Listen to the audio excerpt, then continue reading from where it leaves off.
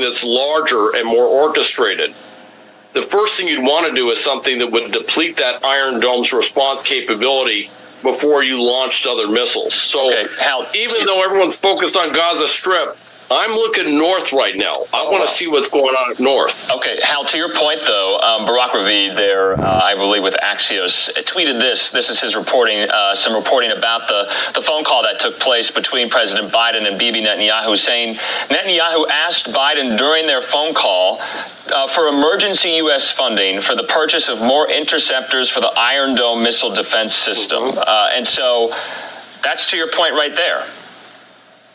It's this is, and at the end of the day, if you end up having something where, say, Israel, if they were to be hit by those missiles up north, if that was to happen, or if there's somehow within the Gaza Strip hidden another 3,000 missiles or something, we don't know how many total of these Qassam missiles they have. But if that happens and they are depleted, they're going to first ask for more help with air defense. As Israel is unfolding the ground battle, they're going to need artillery, they're going to need tank rounds, they're going to need a lot of other things. And if this gets beyond the Gaza Strip and up north where they're having to go into southern Lebanon or perhaps even into Syria, now we're talking a huge ammunition pull. That ammunition pull is taking from the very same ammunition that is currently earmarked to go to Ukraine. Oh, okay. And so we might be looking at something even bigger than this. And I'm going to say there is a strong connection between Tehran and Moscow. And I'll leave it at that. Matthew, before we go to break, I just want to talk about the role Israel will now play in Gaza in the early aughts. I don't want to say they left, but yeah, they did. The Israelis got out of Gaza. They were no longer occupying Gaza. Will we see another occupation of Gaza by Israel after all of this, do you think?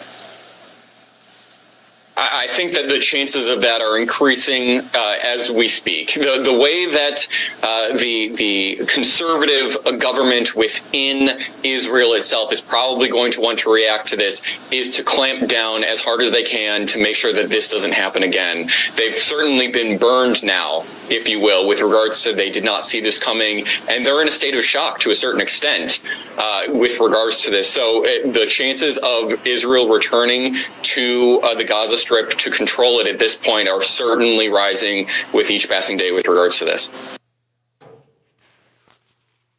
Okay, shalom. Kwam yasha Allah, koholoim la ya, bahashem kahakudash. That was a conversation held by my counterpart, Andrew. Double honors to our apostles and elders of Great Millstone who rule well. By the Spirit taught us this beautiful truth, and just want to say the water toward the H.I.M and Aqua. Just out here sincerely keeping the laws, the statutes, and commandments of Yahweh Shai to the best of their ability. And, just wanted to touch up again, do a little quick something on this, what's going on over here in the Holy Land. And things are riling up, man. Those rumors of wars are really starting to come into play. And if you notice, one of the key things that they asked about was, well, a portion of that interview right there, because that's still live, it's going live right now. But the question was being asked about that Iron Dome over there in Israel. So if you're familiar with the Iron Dome, in Israel, it's a pretty good defense system. What it does is anything coming towards, Israel, missiles or whatever, projectiles or whatever coming that way, that Iron Dome, it picks up on it, it lasers in on it, zeroes in on it, and it takes it out. So what these, Hamas or Habazla or whoever, Iran, it's a few people that's involved, or, a few names that's up on, involved or whatever. So what they've done was they've outsmarted the Israelis, so to speak, by shooting a bunch of bullshit over there first, so that the Iron Dome would pick up on those bullshit missiles and basically run out of ammo, so to speak. And then they started to shoot shit from another direction, that they couldn't take down. So I mean, it's pretty strategic. And it's, the war is the scriptures talks about the Lord is a man of war, right? And there's plenty of situations in the scriptures where the Lord told Israel to do certain things, ambushes and go this way or go that way, or, to do this or to do that. And they will win those wars, by the spirit and power of Yahweh Bashim Yahushai. Right? So the Lord, like I said, he's the man of war. And he's the one that knows the way of doing things. I mean, he's the ultimate power of the earth, so to speak. And matter of fact, let me get this. Because these guys then just all of a sudden just pop up and say, hey, we're going to do this. You know what I'm saying? Of course, they made some plans. I seen an article where it was talking about Iran. I think gave them the go ahead Monday on some type of meeting that they had, secretly, and for them to go ahead and make that attack. But I think it's pretty strategic that they will make that Iron Dome run out of ammo. And also, Israel is asking America, of course, for, military aid.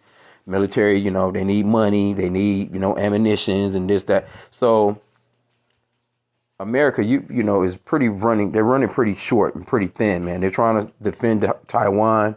They're trying to defend Ukraine. They're trying to defend Japan, from North Korea shooting missiles. And I mean, America is spreading way too thin, man. And we're starting to see this as,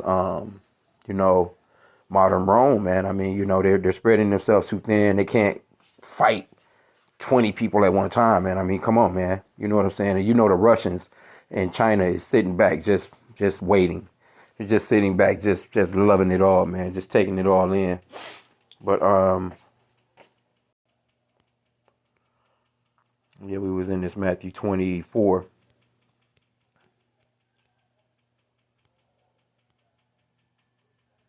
Verse 3, it says, and as he sat upon the Mount of Olives, the disciples came unto him privately, saying, tell us, when shall these things be? And what shall be the sign of thy coming and the end of the world? It's very important to know. It's very important to know. I mean, we don't know down to the millisecond as to when the Lord is coming, but we do have signs and wonders, so to speak, as to when it will happen. And where we can see these prophecies coming to pass, that it's close. So that's why it's so important that you so-called blacks, Hispanics, and Native Americans to repent, because a lot of these Christians, they're swinging all of that support towards Israel. But you know what? Those people over there, man, they don't want nothing to do with you. They don't want anything to do with your white Jesus. The treatment of those Christians over there in those areas is man, shit. I'd be afraid to be over there talking about being a goddamn Christian. Because they don't respect you. They have a real, I'll just keep it, let me just leave it alone. But you're not welcome there as a Christian with your white Jesus. Trust me on that. And there's plenty of videos and plenty of footage and plenty of evidence to show. You can just put in Christians in Israel. And you're going to see a lot of things that you probably wouldn't have thought of before when it comes down to, because a lot of these Americans, they've sent, man, they don't tell how much money these damn Americans done sent over there, man, supporting them. And they don't give a shit about your white Jesus. Anyway, it says, and Yahushua answered and said unto them, take heed that no man deceive you. For many shall come in my name, saying, I am the Mashiach, and shall deceive many. And ye shall hear wars and rumors of wars. See that ye be not troubled. For all these things must come to pass, but the end is not yet. For nation shall rise against nation, and kingdom against kingdom, and there shall be famines and pestilence and earthquakes in divers places. You just had that big ass earthquake over in Afghanistan day before yesterday, I think it was. All of these are the beginning of sorrows. So you got these nations against nations, kingdom against kingdoms.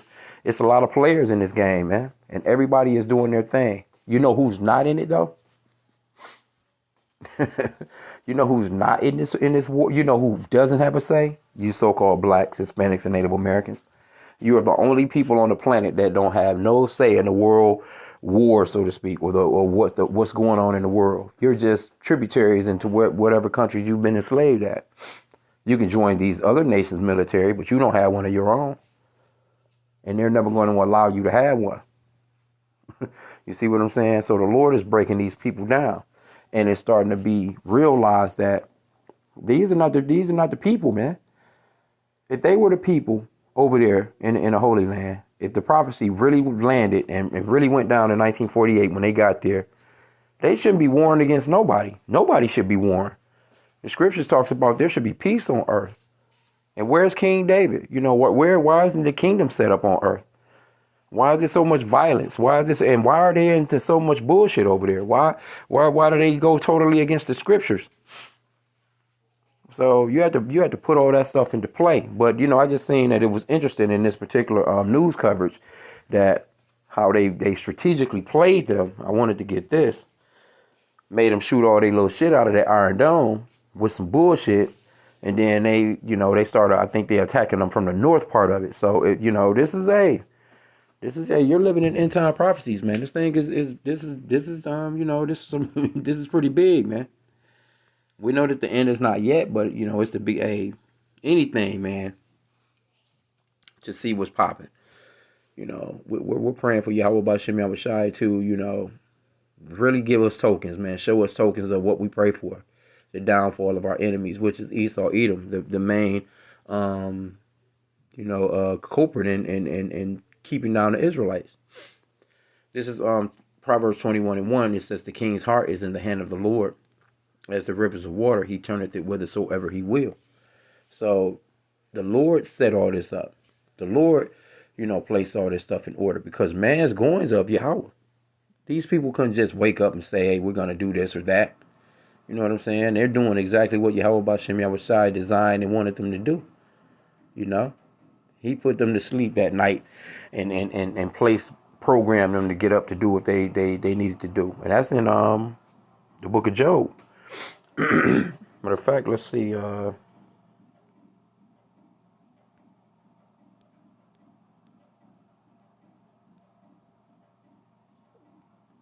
Job 33:15. Let's start there.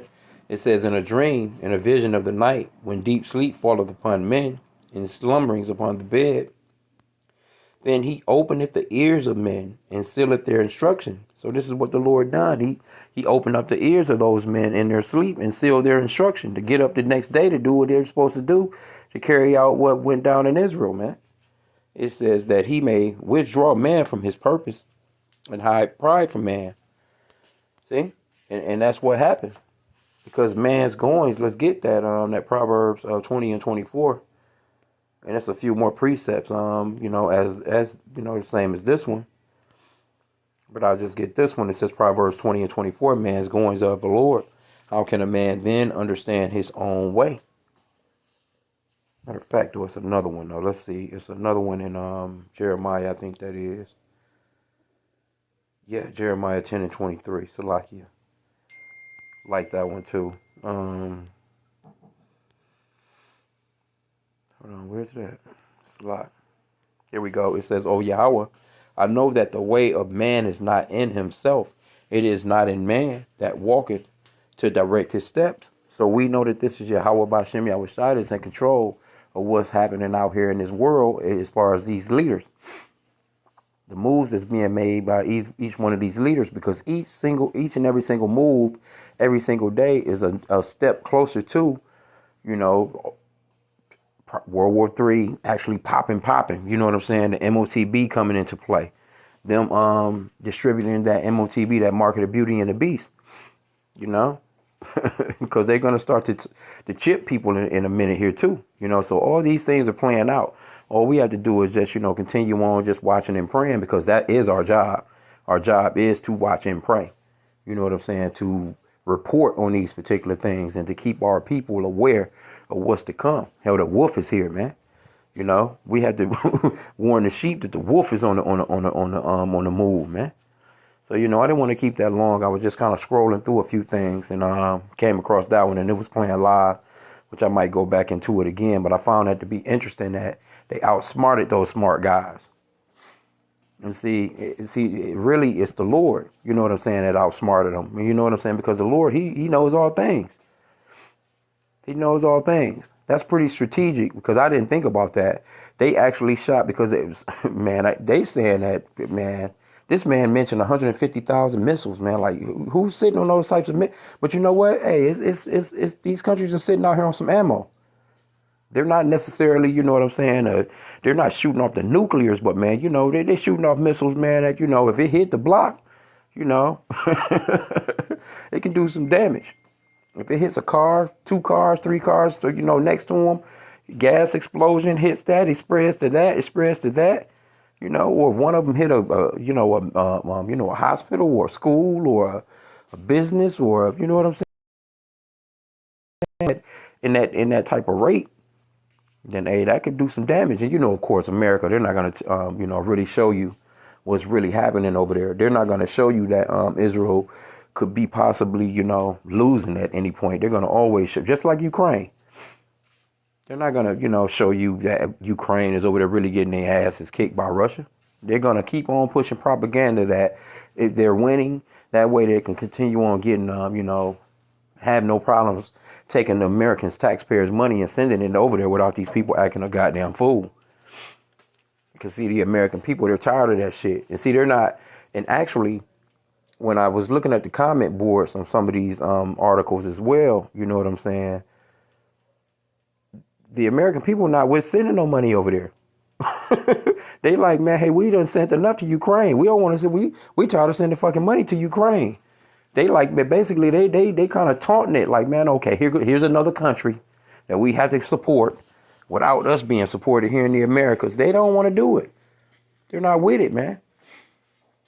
And see, those Christian churches that used to send all that money, like, they're not doing that no more because a lot of these Christian churches done closed down. A lot of these Christian churches, they don't have the congregants that they used to have. So that support that Israel used to get, like, let's say 10 years ago or so, especially 15, 20 years ago, man, they're not getting that support no more, man. The people are like, fuck that. People have become cold-hearted. Their money is low. They have to try and afford this expensive ass gas, this expensive ass food. I was listening to a brother today. He's kind of like into I think deliveries and things of that nature. But tips used to be pretty good for him. But he was like, he noticing that the tips are down, and that's to be expected because if the tips are down because hey, people don't have it like that no more. People are not tithing like that no more in these churches. They're not giving up no offerings. They're not giving to the building fund. They're not giving to TD Jakes and them like that no more, man. Joel Osteen and them, man. They're not doing that. You're not about to see any of them popping up talking about how they support Israel too. They're not gonna say nothing. You're probably not gonna even hear. Today is Sunday. It may be a handful of churches that probably mention what's going on over there. And if they are mentioning it, they probably using it to say, hey, let's make a collection and to send, and the collection, where the collection is really going to. Anyway, I just wanted to touch on this for a hot segment. I pray that the lesson was edifying. Kwam Yashala.